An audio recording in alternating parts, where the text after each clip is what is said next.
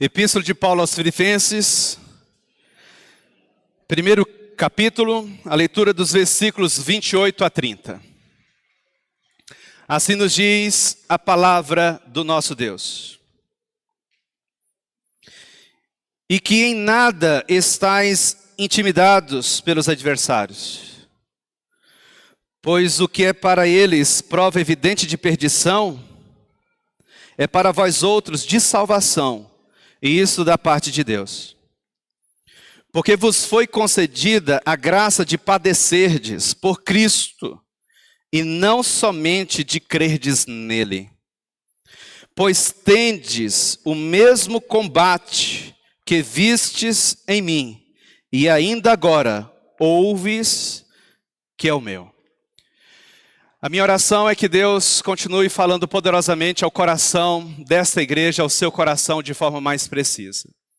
Eu e você precisamos ter em mente que todo dia é dia de celebrarmos a Páscoa do Senhor. Portanto, todo dia é dia de celebrarmos a sua morte, assim quanto a sua ressurreição. Ai de nós, se não fosse o sacrifício vicário de Cristo Jesus na cruz do Calvário. Eu e você precisamos ter em mente também que nós, na condição de cristãos, na era do Novo Testamento, nós não celebramos a Páscoa nos moldes do Antigo Testamento.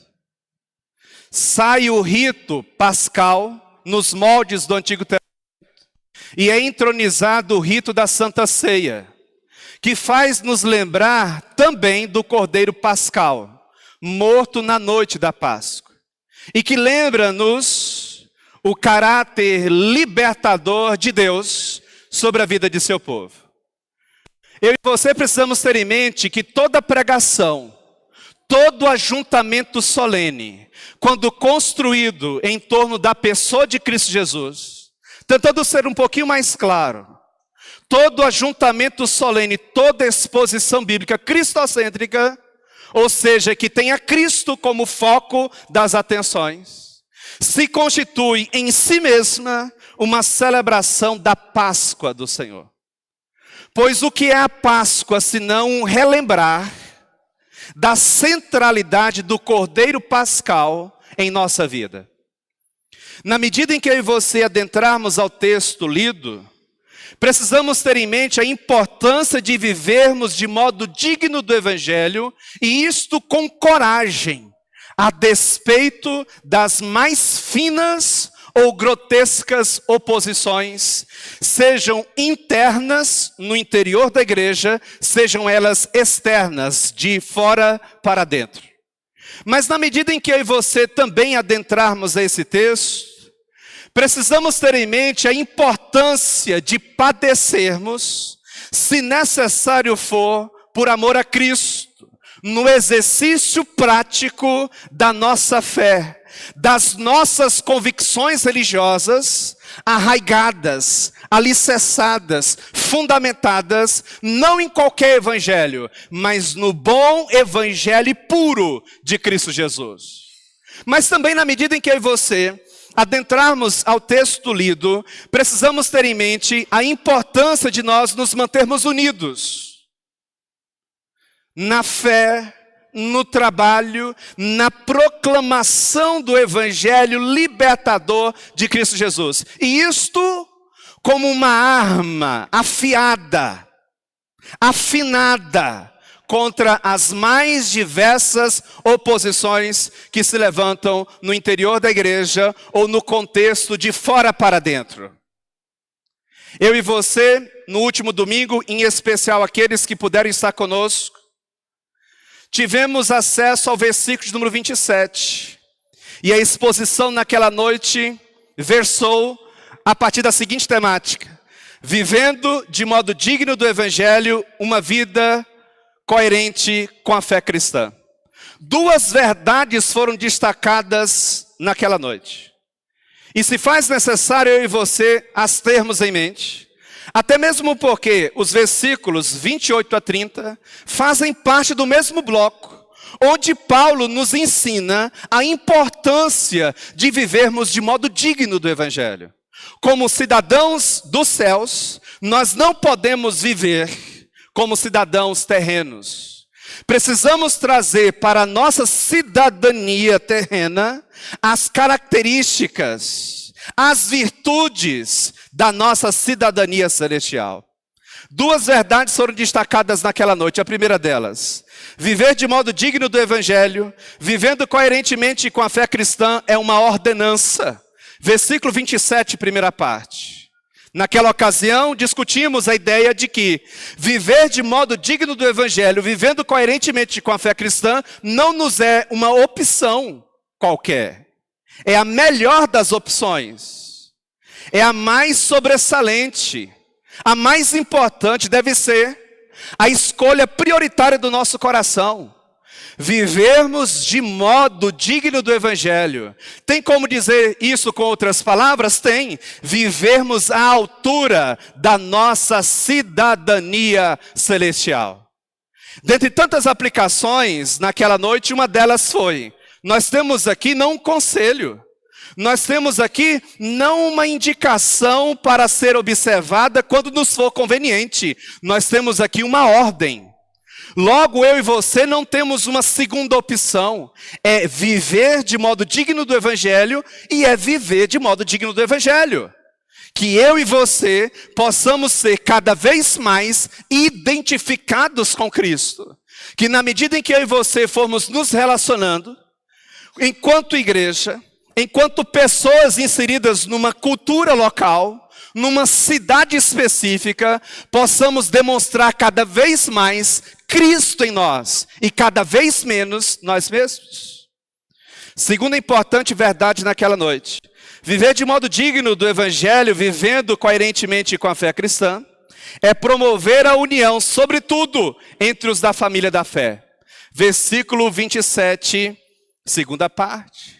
Momento no qual o apóstolo Paulo mostra aquela igreja, a igreja dos Filipenses, que estava debaixo de assintosa oposição, que a união deles poderia se constituir um álibi fortíssimo contra as oposições, contra os adversários, contra aqueles que estavam se levantando direto ou indiretamente contra a igreja, no seu sentido mais geral e no seu sentido mais particular contra irmãos específicos.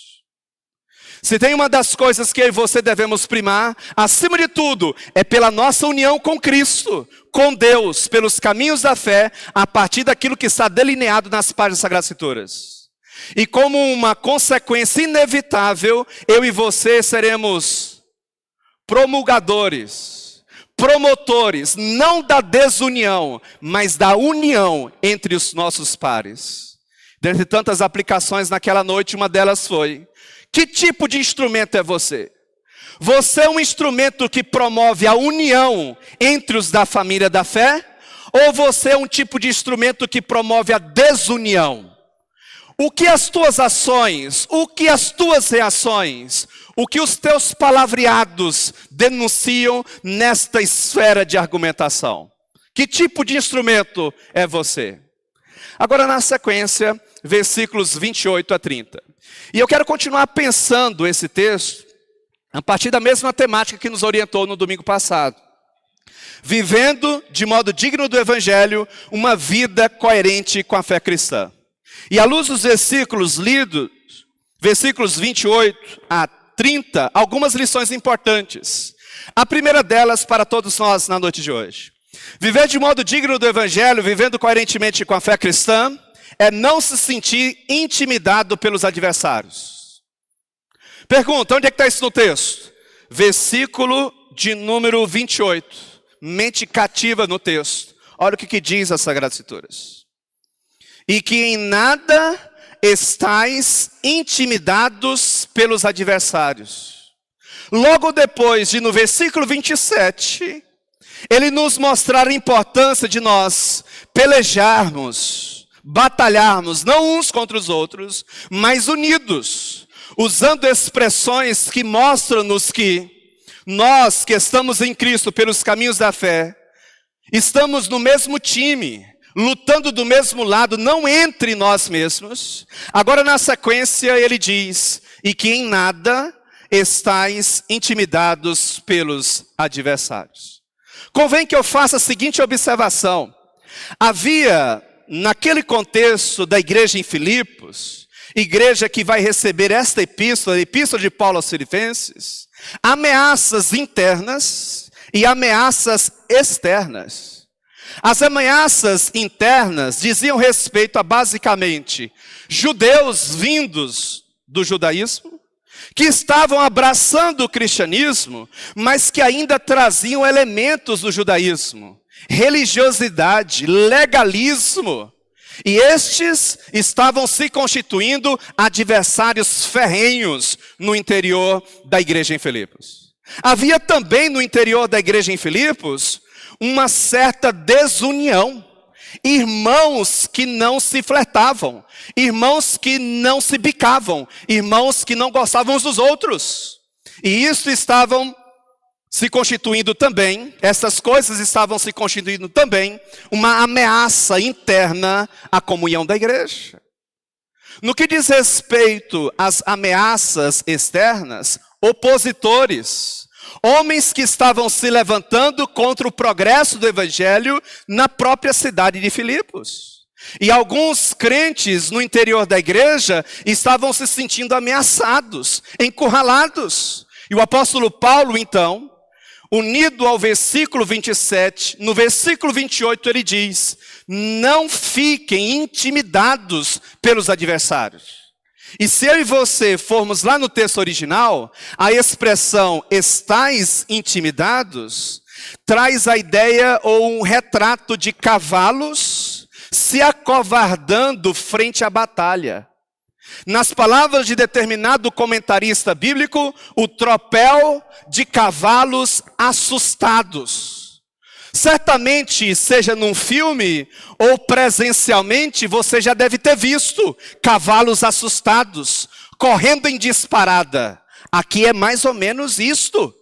É isso que está no texto a partir dos originais. É como se o apóstolo Paulo quisesse nos dizer o seguinte, sobretudo aos irmãos em Filipos: não se acovardem, não desistam, continue lutando. Eu sei que não é fácil, mas unidos, acima de tudo, a Cristo Jesus e entre nós mesmos, nós vamos conseguir superar a todas as adversidades. Só que o texto não para por aí. Olha o que diz a sequência do versículo 28. Pois o que para eles é prova evidente de perdição, é para vós outros de salvação, e isso da parte de Deus. Aqui é interessante fazer a seguinte observação. Não é que para os opositores dos crentes filipenses, o sofrimento daqueles irmãos era tido como um sinal de perdição. Pelo contrário. Nós temos na última parte do versículo 28 uma espécie de profecia. É como se Paulo quisesse lembrar aos crentes filipenses o sofrimento que nós passamos, as nossas lutas, as nossas dificuldades, as nossas adversidades se constituem uma prova, uma profecia, um sinal evidente de perdição. Mas para quem? Não para nós, mas para aqueles que se levantam injustamente contra a fé cristã, contra a igreja do Senhor Jesus Cristo.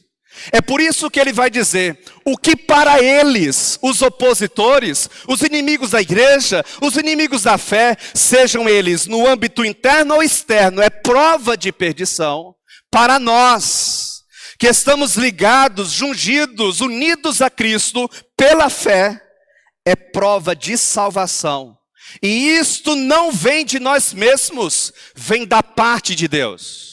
Se eu e você formos para o texto original, da parte de nós temos uma preposição rapo, que traz a ideia de proveniente de, oriundo de, que só procede de. Em outras palavras, a salvação apontada aqui por Paulo, na altura do versículo de número 28, não poderá ser encontrada em nenhum outro lugar, a não ser em Deus.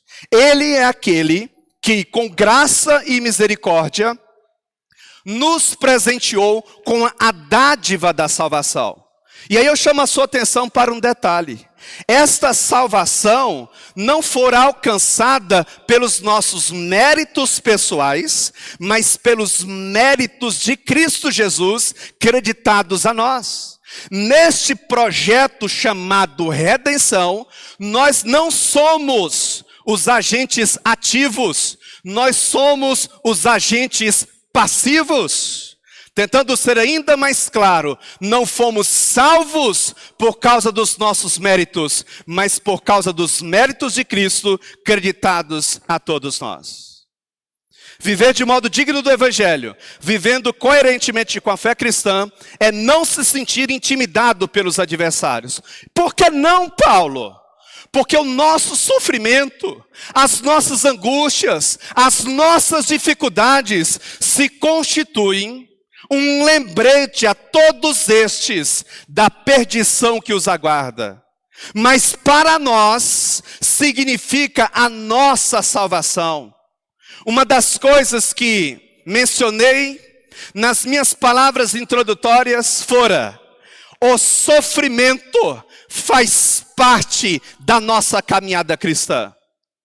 Aquilo que para os ímpios, para aqueles que não têm compromisso com o Evangelho, significa coisa bestial, sem sentido, desnecessário, para nós significa vida com Deus. Sendo levada às últimas consequências de uma fidelidade que não negocia princípios, de uma comunhão que não aceita barganhas com o mundo, de algo que é inegociável em nosso coração. Viver de modo digno do Evangelho, vivendo coerentemente com a fé cristã, é não se sentir intimidado pelos adversários. O que poderá nos fazer os homens? O que poderá nos fazer os nossos adversários? Nada. Tudo aquilo que eles estão fazendo, diz as Sagradas Escrituras, estão fazendo porque de alguma forma Deus assim quis. Nada foge ao controle soberano do nosso Deus. Nem os opositores, na loucura da bestialidade de seus respectivos corações, podem ir aonde Deus não os permitir. Segundo importante verdade na noite de hoje: viver de modo digno do Evangelho, vivendo coerentemente com a fé cristã, é estar pronto para sofrer se necessário. Onde é que está isso no texto? Versículo 29. Olha o que diz o texto. Porque vos foi concedida a graça de padecerdes por Cristo, e de não somente de crerdes nele. Isso aqui é interessante. Por quê? Porque o apóstolo Paulo trata como um favor imerecido, como uma graça, como uma expressão daquilo que é aprovado por Deus, a nossa capacidade de crer em Deus, a nossa capacidade de acreditar em Cristo Jesus, de subscrevermos a boa mensagem do Evangelho. Mas também Paulo trata como uma dádiva de Deus, como um favor imerecido, como uma expressão daquilo que é aprovado por sua bondade, o nosso sofrimento. A nossa capacidade de padecermos na carne nossa, na nossa própria carne, sentir a própria dor no seu volume máximo, por amor a Cristo. Olha o que diz o texto. Porque vos foi concedida a graça de padecerdes por Cristo, e de não somente crerdes nele. Se eu e você formos para a segunda epístola de Paulo a Timóteo, capítulo de número 3, verso de número 12, lá está escrito: ora, todos quantos querem viver piedosamente em Cristo Jesus, serão perseguidos. Quanto mais disposto você estiver a ter uma vida afinada com Deus, pelos caminhos das Sagradas Escrituras, quanto mais disposto você estiver a abandonar o seu pecado, a fazer morrer a sua velha natureza, mais oposições, mais perseguições você trará sobre a sua vida. E aí eu preciso resgatar uma das afirmações que é muito cara para todos nós à luz do Evangelho. A verdadeira marca de todo verdadeiro cristão não é a glória, não são os status quo, ou a estratificação social elevada que possamos alcançar, mas o sofrimento. E aí, acredito eu, que já posso trazer uma aplicação. Qual foi a última vez que você sofreu verdadeiramente por amor ao Evangelho? Qual foi a última vez que você sofreu oposições por causa da tua fidelidade a Cristo? Qual foi a última vez que você se sentiu ameaçado, acuado, por causa do teu compromisso com as Sagradas Escrituras? Deixa-me citar mais uma vez, 2 Timóteo capítulo 3, verso 12. Ora, todos quantos querem viver piedosamente em Cristo Jesus, serão perseguidos. Você já foi perseguido por amor a Cristo? Você já sofreu algum tipo de oposição por causa da tua fidelidade ao Evangelho? O sofrimento, a oposição, a perseguição é a marca distintiva de todo verdadeiro cristão. O apóstolo Pedro e companhia, na altura de Atos capítulo de número 5, verso de número 41, diz os versículos anteriores que eles foram açoitados por causa da mensagem do Evangelho. Você sabe o que significa ser açoitado? Eles foram espancados por causa do Evangelho. Eles tiveram as costas dilaceradas, à base de chicotadas, por causa do Evangelho. Eles não mataram, eles não roubaram, eles não foram fraudulentos, eles não traziam uma mensagem falsa. Eles pregavam o amor indiscutível de Cristo Jesus. E por causa disso, eles foram açoitados. Só não foram mortos, porque os judeus legalistas dos seus dias, do alto escalão do Sinédrio, temeram a multidão. E por causa, acima de tudo, dos planos e propósitos de Deus, que circundavam a vida e a trajetória daqueles homens nobres. Mas diz o versículo 41 de Atos 5. E eles se retiraram do Sinédrio, regozijando-se por terem sido considerados dignos de sofrerem afrontas por esse nome. Interessante, não é? O que alegrava o coração daqueles homens? O que alegrava o coração dos nossos primeiros apóstolos e únicos apóstolos? Porque os que existem hoje não podem ser considerados verdadeiros apóstolos. Não importa a quantidade de membros que tem em suas respectivas igrejas. Não importa a popularidade, o discurso agradável, o quanto falem bem, não importa. Eles não podem ser considerados verdadeiros enviados da parte de Deus. Estes verdadeiros apóstolos, eles se alegravam porque se consideravam dignos, ou melhor, eram considerados dignos de sofrerem afrontas por amor ao Evangelho de Cristo Jesus. Eu posso trazer uma aplicação, acredito eu. Se você, no decorrer da sua trajetória cristã, não enfrentou nenhum tipo de oposição, nenhum tipo de acusação leviana, nenhum tipo de adversidade por causa da sua fé, certamente a sua fé é frágil, superficial, fajuta. Toda fé verdadeira, toda fé genuína vai ser um instrumento para confrontar o pecado. E ninguém quer ter os seus pecados confrontados. Experimenta confrontar o pecado, sobretudo os teus. E se lance no desafio de confrontar o pecado do outro em amor. E você começará a experimentar na pele o que estes apóstolos experimentaram, o que levará à cruz o nosso Cordeiro Pascal. Algumas informações interessantes. Site Portas Abertas. Ameaçada e deserdada por amor a Cristo. No Oriente Médio, a cultura masculina predomina. Nessa realidade, qualquer mulher que se decidir por Cristo é vista como desonrosa para com a família e digna de ataques. Ela pode ter as suas orelhas cortadas, Ela pode ter as suas mãos decepadas, seus pés decepados. Ela pode ser apedrejada, ela pode ser morta, pelo simples fato dela se render a Cristo Jesus.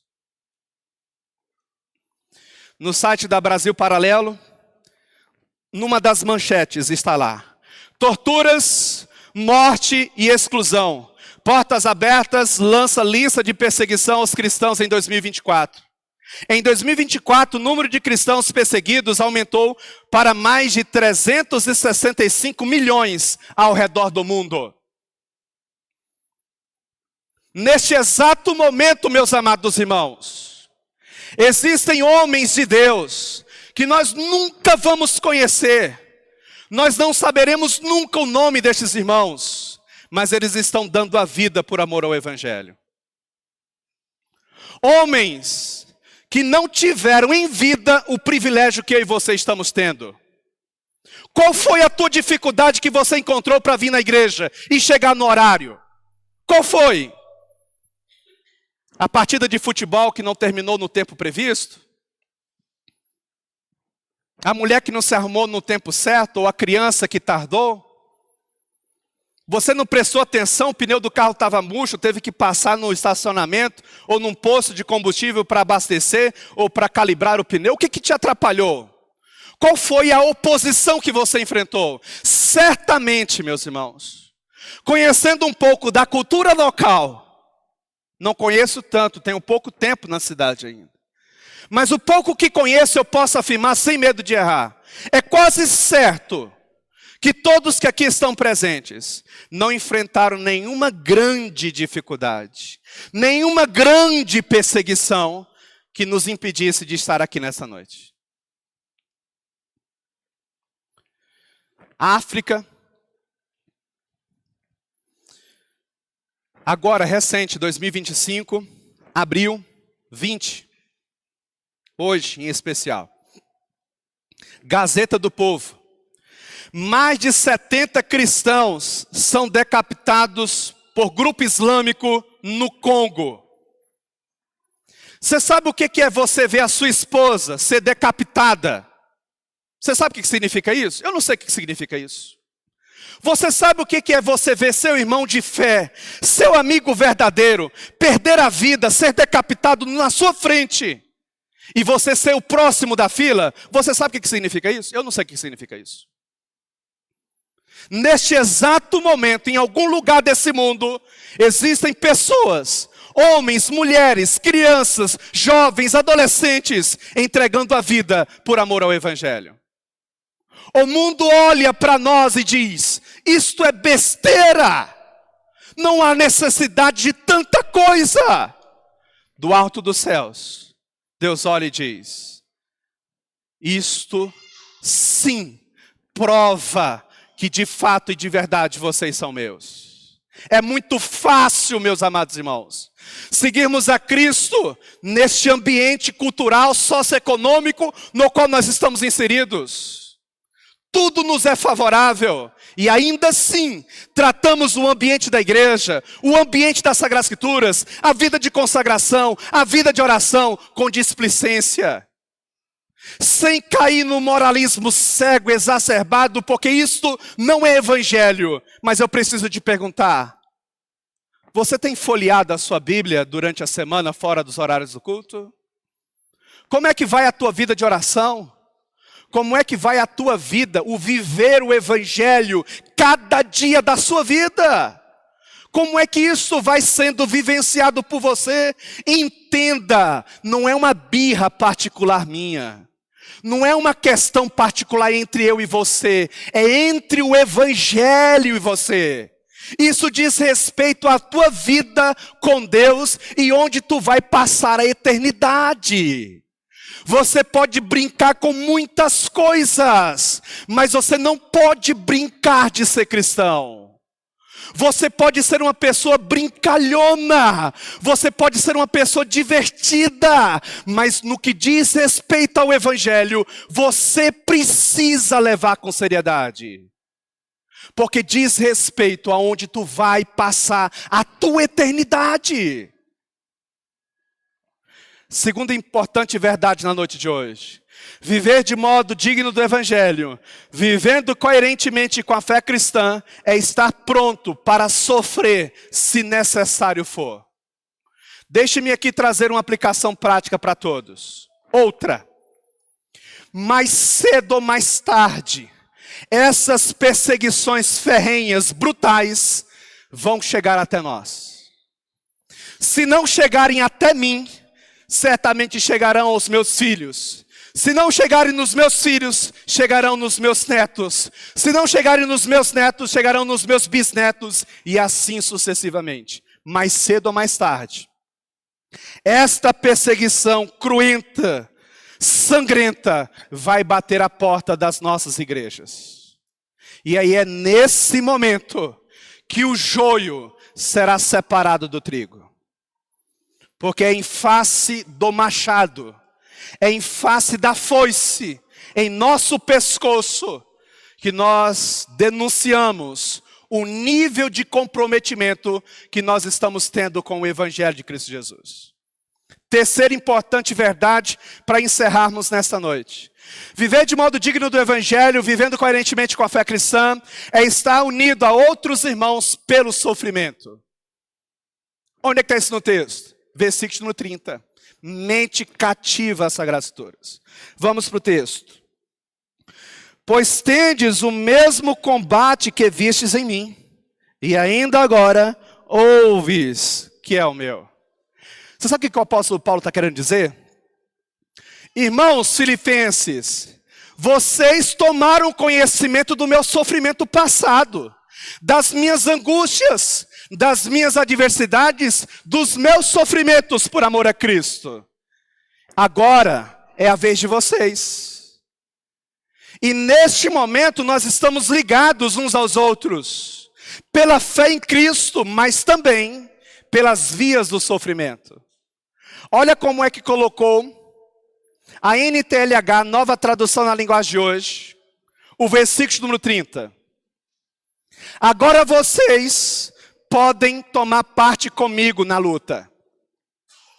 Como vocês sabem, a luta que vocês viram que tive no passado é a mesma que ainda continua. Eu posso aplicar? Acredito que sim. A aplicação agora é esta. Continue lutando. Continue lutando. Continue lutando. Continue lutando. Nós não estamos sozinhos. Existem homens, mulheres de Deus, pessoas anônimas, que não querem destaque, que não querem holofotes, querem tão somente viverem o evangelho puro e simples de Cristo Jesus. Continue, soldado. Continue, soldado. Continue, soldado. Continue, soldado. Continue lutando. Continue acreditando. Continue batalhando. Você não está sozinho no campo de batalha. Pelas circunstâncias difíceis da vida, pelas dificuldades do tempo presente, você pode até olhar ao seu redor e ter a leve sensação de que você está sozinho. Pastor, às vezes eu tenho a sensação de que eu estou pelejando, e parece que eu estou sozinho, pastor. Eu te entendo. Eu te compreendo. Mas entenda, você não está sozinho. Existem outros soldados de Cristo Jesus. Existem outros irmãos na fé que não negaram o evangelho puro e simples de Cristo Jesus. Então continua você lendo as Sagradas Escrituras, continua você se consagrando, continua você orando, continua você frequentando o ambiente da igreja, continua você fazendo valer a sua fé em Cristo. Eu e você, pelos caminhos da fé, pelas vias do sofrimento, estamos ligados uns aos outros. E há pessoas que nós nunca vimos, e pelo que parece, nós nunca veremos, mas estamos juntos, lutando não de lados opostos, mas do mesmo lado. Lutando juntos pela boa fé evangélica. Eu não sei quais são os teus sofrimentos, eu não sei quais são as suas lutas, mas eu sei quem Deus é. E eu sei que Ele nunca vai nos deixar sozinhos. Então continua. A despeito da dor, a despeito da angústia, a despeito das percas, continua. Mas cedo ou mais tarde, eu e você iremos nos ver livres de uma vez por todas das lutas e mazelas terrenas. Qual foi o tema da exposição na noite de hoje? Vivendo de modo digno do Evangelho, uma vida coerente com a fé cristã. Quais foram as 3 verdades destacadas na noite de hoje? A primeira delas: viver de modo digno do Evangelho, vivendo coerentemente com a fé cristã, é não se sentir intimidado pelos adversários. Versículo 28. Segundo lugar, viver de modo digno do Evangelho, vivendo coerentemente com a fé cristã, é estar pronto para sofrer se necessário for. Versículo 29. E em terceiro lugar, viver de modo digno do Evangelho, vivendo coerentemente com a fé cristã, é estar unido a outros irmãos pelo sofrimento. Pastor, eu já entendi. Devo confessar, pastor, que algumas pontas ficaram soltas. Então permita-me trazer 3 aplicações na tentativa de amarrar essas pontas possíveis e que ficaram soltas. Relembrando todo o escopo da exposição. Primeira aplicação na noite de hoje. O que essa exposição tem a ver com a minha vida, pastor? Amanhã, segunda-feira, dia de pegar no batente, acordar às 5 horas da manhã, o que eu ouvi hoje poderá trazer sobre a minha vida implicações práticas. Primeira, não se sinta intimidado pelos adversários de nossa fé. Continue crendo, mesmo que tudo esteja dando errado. Continue acreditando. Lá no seu trabalho, aquele colega que não perde a oportunidade de tirar chacota com a sua cara por causa da sua fé. Continue acreditando. Continue firme. Aquele indivíduo que mora a alguns metros da sua casa e que não perde a oportunidade de debochar da sua fé. Continue acreditando. Continue batalhando. Continue crendo, mesmo que tudo esteja dando errado. Augusto Nicodemos, recentemente, numa das suas preleções, diz que a verdadeira fé cristã, a verdadeira vida cristã, se mostra quando tudo parece dar errado. Você ora, e a sensação que você tem é que não tem ninguém do outro lado te ouvindo.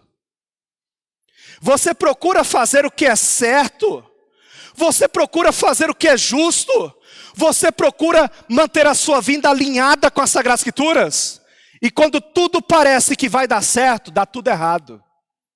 Continue.